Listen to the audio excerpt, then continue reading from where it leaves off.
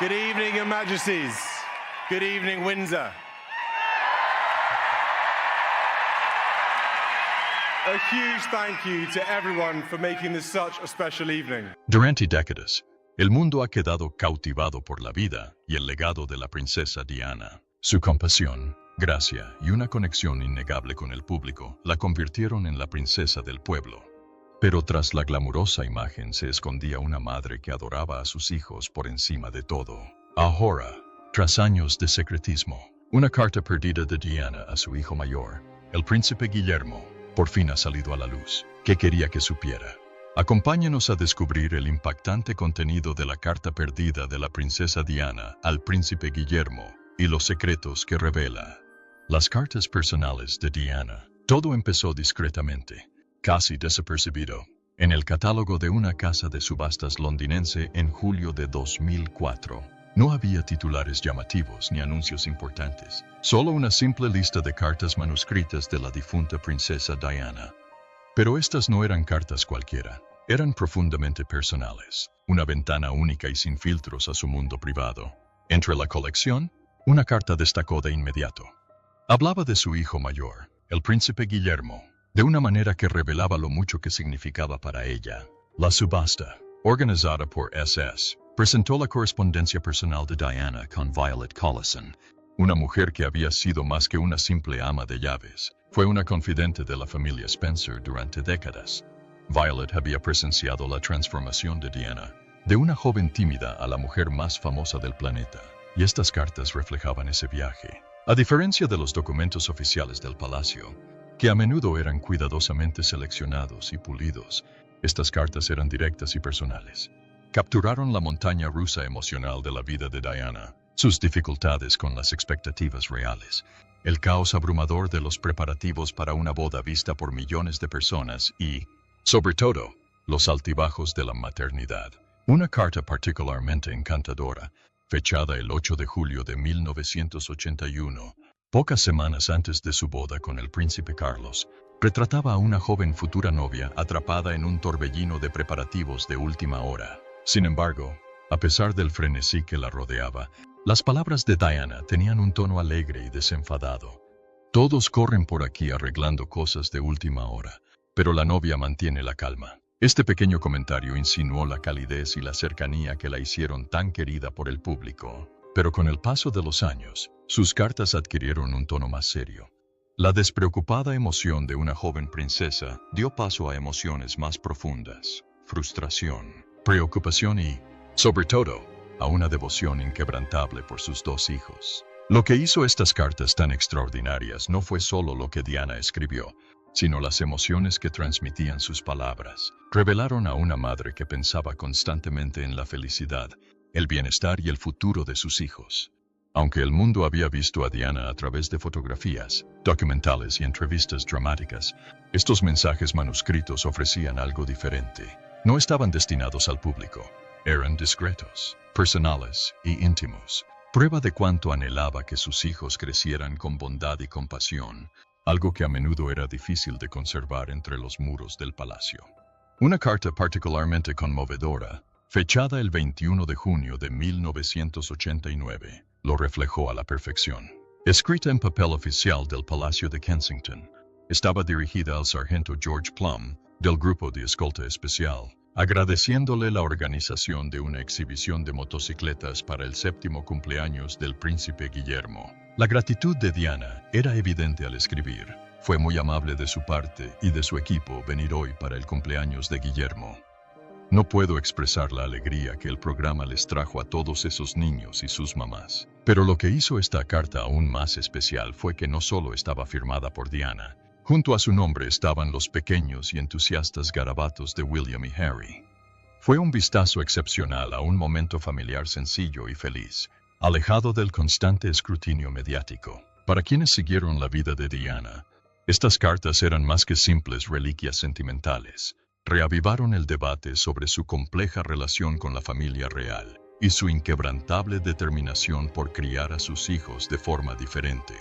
A diferencia de las generaciones anteriores, donde los hijos de la realeza solían criarse en una estricta formalidad y con escasa participación directa de sus padres, Diana rompió el molde. Quería que William y Harry tuvieran una infancia auténtica, llena de experiencias propias de los niños comunes. Según su antiguo guardaespaldas real, Ken Worf, Diana se esforzó deliberadamente por mostrarles el mundo más allá de las puertas del palacio. Los llevaba a parques de atracciones, les permitía comer en restaurantes de comida rápida e incluso viajaba con ellos en autobuses públicos, no como un truco publicitario, sino porque realmente quería que comprendieran la vida fuera de la realeza. Pero fue la princesa Diana la madre que se aseguró de que sus hijos nunca perdieran el contacto con el mundo real. Analicémoslo más de cerca. La princesa Diana no era solo una figura de la realeza, era una madre devota que deseaba que sus hijos, William y Harry, crecieran con experiencias más allá de los muros del palacio. Creía que, a pesar de su estatus real, debían saber cómo era la vida de los niños comunes.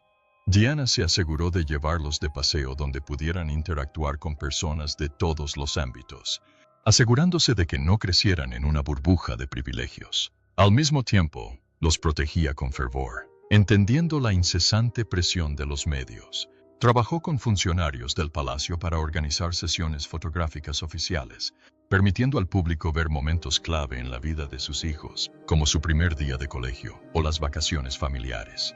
Pero a cambio, pidió privacidad, esforzándose por protegerlos del escrutinio constante que conlleva ser miembro de la realeza. Fue un delicado equilibrio, dar a la prensa el acceso justo para satisfacer la curiosidad pública y, al mismo tiempo, preservar el derecho de su hijo a la infancia. Andrew Morton, en su libro Diana, su verdadera historia, reveló lo mucho que luchó contra la intrusión de los medios.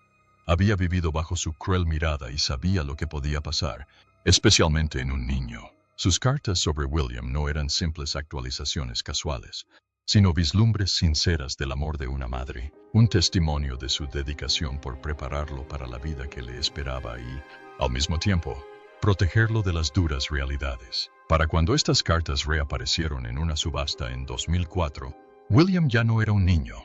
Era un joven universitario que continuaba con las enseñanzas que su madre le había inculcado. Las cartas, llenas de orgullo y sabiduría maternal, proporcionaron una comprensión más profunda de su carácter, mostrando cómo la influencia de Diana lo moldeó.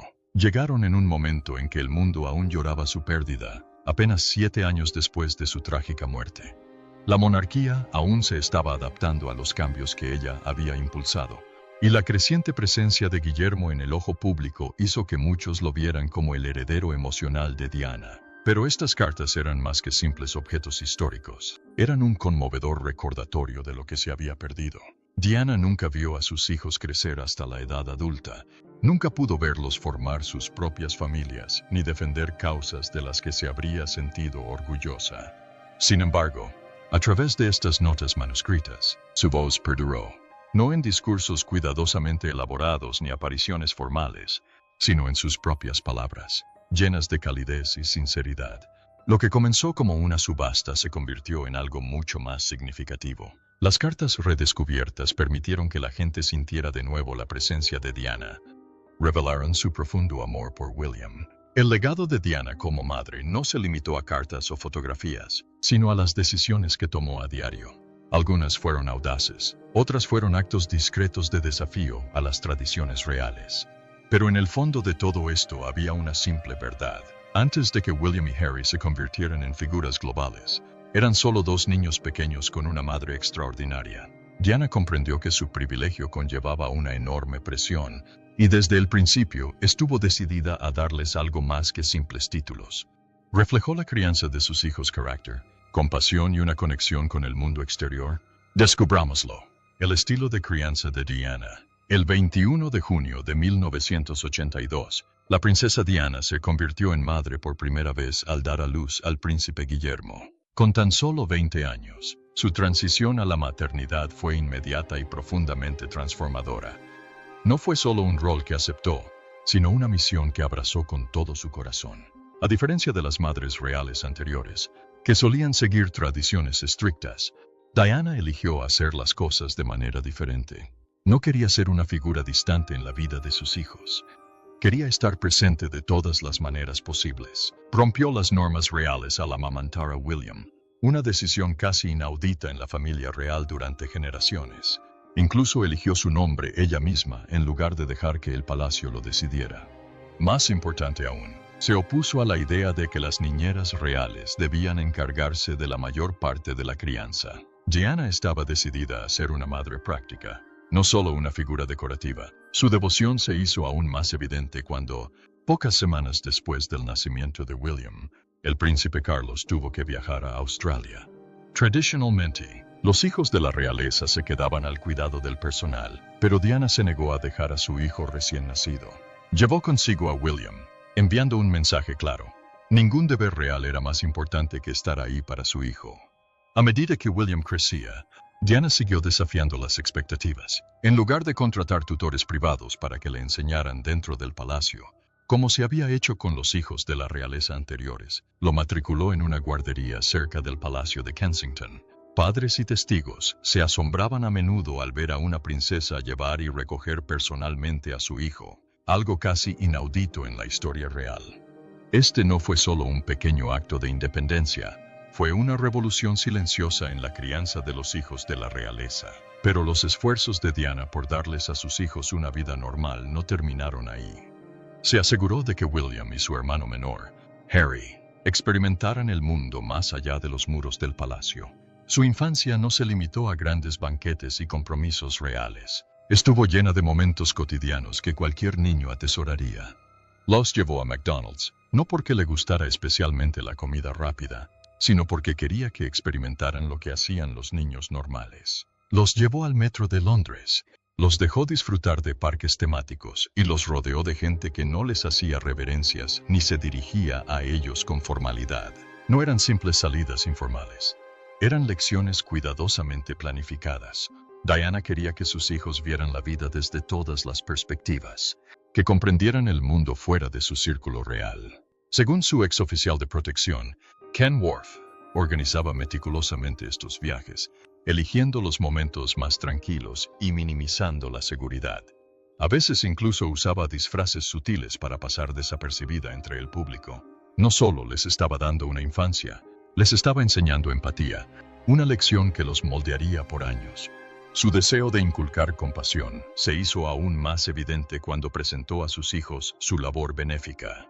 En un momento particularmente impactante, llevó a William a visitar Centrepoint, una organización benéfica dedicada a ayudar a jóvenes sin hogar en Londres. Ali conoció a niños y adolescentes que habían crecido sin familia, sin educación y sin un hogar al que llamar hogar. Para Diana, no se trataba solo de exponer a William a las dificultades de otros. Se trataba de asegurarse de que comprendiera la responsabilidad que conllevaba su posición privilegiada, a través de su amor, su desafío a las tradiciones obsoletas y su compromiso inquebrantable con sus hijos. Diana no solo cambió la forma en que se educaba a la realeza, sino que la redefinió por completo.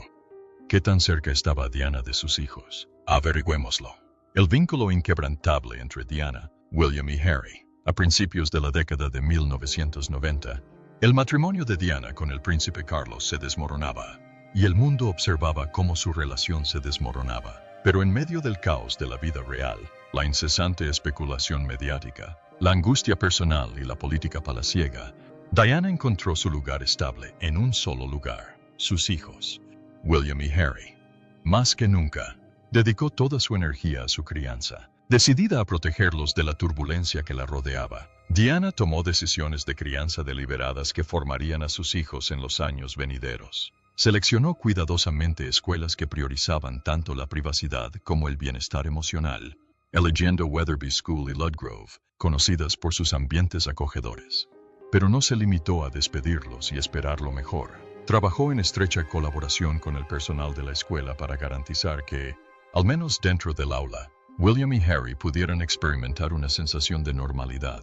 Cuando Carlos y Diana se separaron oficialmente en 1992, comenzó el desafío de la crianza compartida bajo la incesante mirada pública. Aún así, Diana siguió estando muy involucrada en la vida diaria de sus hijos. Asistía a los eventos escolares, los animaba en los días deportivos y escribía personalmente notas de agradecimiento al personal. Pequeños gestos que decían mucho de su inquebrantable dedicación. Muchas de esas notas manuscritas han resurgido en subastas, sirviendo como recordatorios tangibles de una madre que nunca permitió que los deberes reales eclipsaran su rol como madre.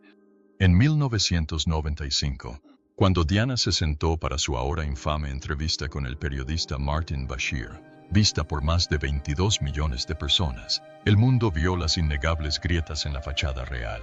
Pero incluso en ese momento, la prioridad de Diana seguía siendo clara: sus hijos. Habló abiertamente sobre su deseo de criarlos con bondad, amor y resiliencia, priorizando la inteligencia emocional por encima del protocolo real. Fue un momento excepcional y conmovedor. Una princesa que anteponía la humanidad a la tradición. Poco después de la entrevista, la reina Isabel II instó a Diana a finalizar su divorcio, señal de que la familia real había llegado a su punto de quiebre. Según su antiguo mayordomo, Paul Burrell, Diana estaba devastada. Se dice que sintió como si la estuvieran expulsando, como si su voz no fuera escuchada. Sin embargo, incluso cuando los muros del palacio se cerraban sobre ella, encontró consuelo en sus hijos. Guillermo y Harry se convirtieron en su ancla, la fuerza inquebrantable que la mantuvo firme durante la tormenta. Tras formalizarse su divorcio el 28 de agosto de 1996, Diana perdió su título de Su Alteza Real, una formalidad que la hirió profundamente. No por razones políticas, sino por algo mucho más personal. Sin el título, el protocolo real dictaba que algún día tendría que hacer una reverencia a sus propios hijos.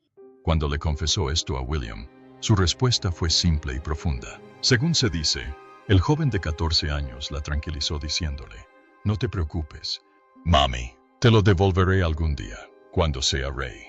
Aunque William nunca ha confirmado la historia, esta refleja el profundo respeto y amor mutuos que existe entre ellos. Tras cumplir con sus deberes reales, Diana centró su energía en las causas que más le importaban: la falta de vivienda, la concienciación sobre el VIH y la lucha para prohibir las minas terrestres. Ya no representaba a la monarquía, sino que ahora representaba sus propios valores. Incluso al alejarse del foco de atención, nunca dejó de escribir emotivas notas a amigos, personal y simpatizantes. Y en casi todas sus cartas, un tema se mantuvo constante: sus hijos. Escribió sobre la bondad de William, la energía inagotable de Harry y sus esperanzas para su futuro. Le preocupaba la presión que enfrentarían, con la esperanza de que crecieran con integridad e independencia. Diana había llegado a aceptar que no podía controlar el futuro, pero sí podía moldearlo.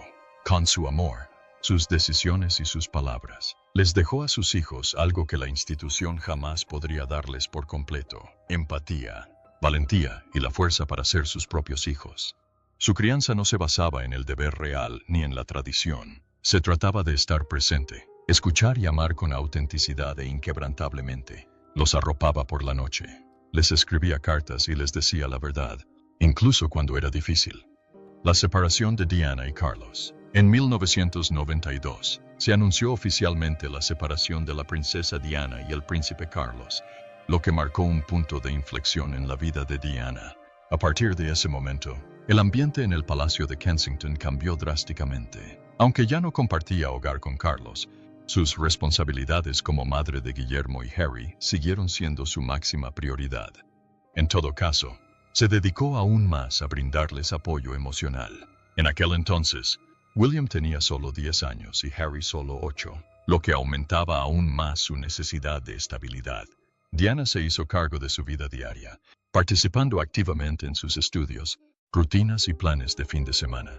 Mientras el público observaba el desenlace del matrimonio real, Diana comenzó a hablar abiertamente sobre sus dificultades personales. Uno de los momentos más impactantes se produjo el 29 de junio de 1994, cuando Carlos admitió en televisión nacional su infidelidad. Menos de un año después, el 20 de noviembre de 1995, Diana respondió a su manera en una explosiva entrevista en BBC Panorama. En la transmisión de 38 minutos, habló abiertamente sobre los desafíos de la vida en la realeza, sus problemas de salud mental y su profunda soledad. Pero lo que más impactó al público fue su sincera conversación sobre sus hijos. Expresó su deseo de que William y Harry crecieran no solo con una formación real formal, sino con inteligencia emocional. Quería que comprendieran verdaderamente las emociones y la vida de la gente común. Sus palabras resonaron profundamente y llegaron a más de 22 millones de espectadores solo en el Reino Unido. Las sinceras revelaciones de Diana tuvieron consecuencias trascendentales. Dentro de la familia real, la respuesta fue rápida y contundente. La reina Isabel II, tras consultar con asesores clave, como el arzobispo de Canterbury y el primer ministro, envió cartas a Diana y Carlos, instándolos a formalizar el divorcio. Según fuentes cercanas a la realeza, como las biógrafas Tina Brown y Sally Biddle Smith, Diana quedó devastada por esta decisión.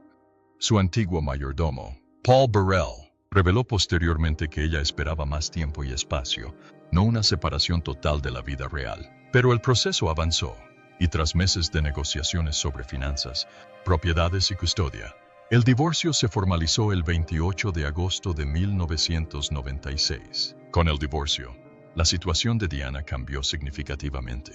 Conservó el título de princesa de Gales, pero perdió el estilo formal de su Alteza Real. Esto significaba que, técnicamente, ahora tendría que hacer una reverencia a su exmarido, a sus hijos y a otros miembros de la realeza. Aunque esto pudiera parecer una simple formalidad, fue profundamente simbólico para Diana.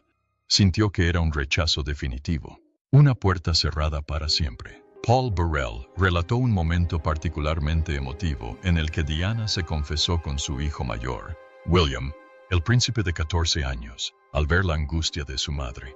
Supuestamente la consoló diciéndole, «No te preocupes, mami. Te lo devolveré algún día, cuando sea rey». Aunque este intercambio nunca ha sido confirmado oficialmente por el palacio, sigue siendo uno de los ejemplos más conmovedores del estrecho vínculo entre Diana y Guillermo. Tras dejar sus deberes reales, Diana abrazó una nueva etapa en su vida, definida más por sus valores personales que por el protocolo real. Se apartó de más de 100 patrocinios y optó por centrarse en unas pocas causas que realmente le importaban. Entre ellas se encontraban Centrepoint, el Hospital Great Ormond Street, el Hospital Royal Marsden, el National AIDS Trust y la misión contra la lepra. Aunque ya no era miembro activo de la realeza, su dedicación a las labores humanitarias no hizo más que fortalecerse.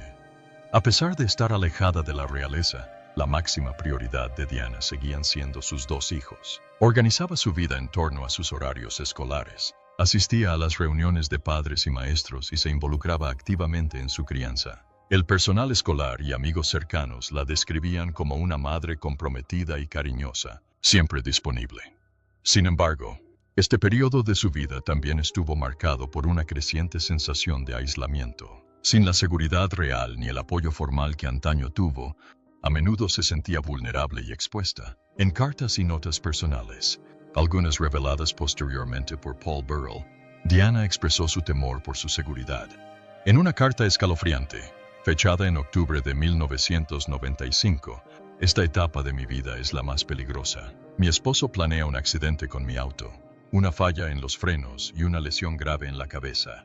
Aunque se ha verificado la autenticidad de la carta, su contenido sigue siendo muy controvertido. Independientemente de si sus temores eran justificados o no, pintaban la imagen de una mujer que se sentía constantemente vigilada y profundamente inquieta. Sin embargo, a pesar de estas presiones, Diana nunca flaqueó en su compromiso de marcar la diferencia. En enero de 1997, viajó a Angola con la Cruz Roja Internacional para la campaña contra las minas terrestres. Las imágenes de ella caminando por un campo minado recién despejado, ataviada con equipo de protección, se convirtieron en algunas de las fotografías más impactantes e imperecederas de su vida posterior. Fueron un testimonio de su valentía y su convicción de usar su plataforma para visibilizar los problemas globales. Durante sus últimos meses, Diana se centró en preparar a William y Harry para el futuro. Quería que entendieran el liderazgo no como una cuestión de poder, sino como una oportunidad para servir a los demás. Amigos cercanos y asesores han contado cómo inculcó en William un sentido del deber arraigado en la compasión. Al hablar de su labor humanitaria, solía decirle, usa tu posición para ayudar a quienes no tienen voz. Trágicamente, ese futuro nunca se hizo realidad. El 31 de agosto